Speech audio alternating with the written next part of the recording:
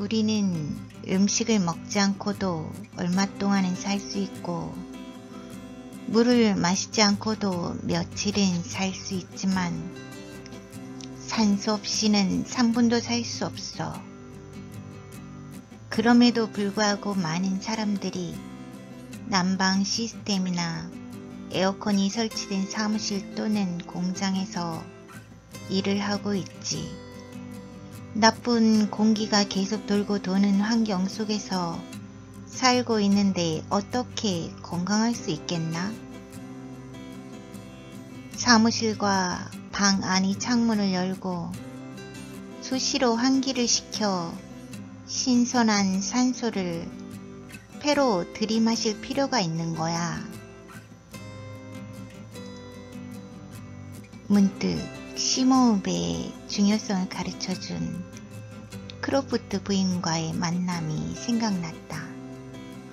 그녀는 호흡 없이는 생명은 존재할 수 없다고 했는데, 그렇다면 이렇게도 말할 수 있을 것이다. 산소 없는 생명은 존재할 수 없다. 이제 나는 이런 말들의 의미를 점점 뚜렷하게 이해하게 되었다. 마치 퍼즐을 맞추듯이 한 조각 한 조각 점점 마음속에 새겨졌다. 시그로브에게 물었다. 사무실이 차량들로 북적대는 큰 길가에 있으면 어떻게 하죠? 그런 데서는 아무리 창문을 열어놓는다 해도 스모그와 먼지를 피할 수가 없잖아요. 그렇다면 세 가지 선택밖에 없지. 직장을 바꾸거나 사장에게 공기청정기를 설치해달라고 하거나 혹은 현 상황을 받아들이고서 계속 오염된 공기를 마시는 수밖에. 시그로브가 웃으면서 계속 말했다. 일광의 문제도 중요하지. 다행히 사무실 창 옆에 자리 잡고 있다면 몰라도, 그렇지 않으면 종일 햇빛을 볼 수 없는 곳에서 일을 하는 거야. 일광이 왜 그렇게 중요하죠? 햇빛은 암을 유발한다고 생각해 왔는데요.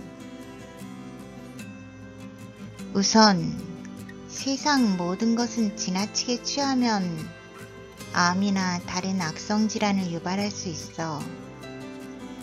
강렬한 햇빛 아래 피부를 지나치게 노출하면 화상을 입거나 노화를 촉진하거나 피부암을 유발할 수 있지. 게다가 최근 오존층이 심하게 파괴되면서 더욱더 문제가 되는데, 이는 환경을 소홀히 한 결과라고 할 수 있지. 오존층이 얇아졌다는 것은 태양 광선으로부터의 자연적인 보호가 줄어들어 사람들이 쉽게 건강을 상할 수 있다는 뜻이야. 하지만 사람들에게는 일광이 절대적으로 필요하지. 직접 강한 햇빛을 쏘이는 것이 아니라 자외선에 자연스럽게 노출되는 건 말이야. 알다시피 지상의 모든 생물은 햇빛이 없으면 생존할 수 없어. 인류도 예외는 아니지. 햇빛이 없으면 인체는 비타민 D를 만들 수 없으며, 비타민 D가 없으면 골격과 치아를 만드는 칼슘을 신진대사할 수 없지. 햇빛이 없으면 송과선도 작동하지 못해. 송과선은 혈당의 농도를 조절할 뿐만 아니라 호르몬과 정서에도 영향을 주지. 많은 사람들이 계절성 우울증에 걸리는 원인도 이 송과선 때문이야.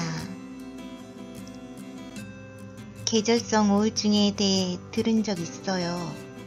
그런데 정확히 그게 뭐죠? 햇빛이 부족해서 일어나는 증상이지. 이로 인해 온갖 건강의 부조화를 초래하게 돼. 예를 들면 만성피로, 초조감, 우울증, 비만, 류머티즘, 슬픔, 심지어 성욕 저하 등이야. 주로 겨울에 발병하는데 대부분 봄이 되면 사라지지.